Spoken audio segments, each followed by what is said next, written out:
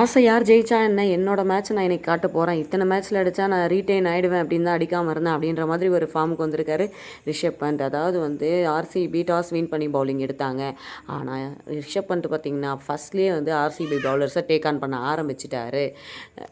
என்ன நீ இந்த மேட்ச்சில் தான் நீ வந்த, நான் ஏற்கனவே வந்துட்டேன்ற மாதிரி மார்ஷ் ஒரு பக்கம் ஒரு காட்ட ரெண்டு பேரும் ஒரு பேய் அடி சாத்த இந்த டீம் பார்த்திங்கன்னா ரெண்டு பேருமே அவங்களுடைய குயிக் ஃபயர் ஆஃப் செஞ்சுரியை ரீச் பண்ணாங்க. அதுக்கப்புறம் பார்த்திங்கன்னா பண்ட் வந்து 100 நோக்கி போயிட்டு இருக்கும்போது நீ மட்டும்தான் போவியா நானும் வருவேன்ற மாதிரி மிச்சல் மார்ஷ் வந்து அடிக்க ஆரம்பிச்சு சிக்ஸஸாக பறக்கிற நேரத்தில் தன்னுடைய கேட்சை வந்து கொடுத்துட்டு போயிட்டாரு. அதுக்கப்புறம் பார்த்திங்கன்னா ரிஷப் பண்ட் அவருடைய இந்த சீசனில் வந்து அவருடைய சதத்தை வந்து அவர் பூர்த்தி செஞ்சார். குட்டி கரணம்லாம் அடித்தாருன்னா பாருங்களேன், நான் ஒரு வழியாக வந்துட்டேன்டா ஃபார்முக்கு அப்படின்ற மாதிரி.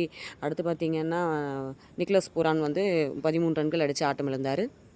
எல்எஸ்சியை பொறுத்த வரைக்கும் மிச்சல் மார்ஷ் 67 ரன்கள் 37 பந்துகள்லையும், ரிஷப் பண்ட் வந்து 61 பந்துகளில் 118 ரன்களும் அடித்தாங்க.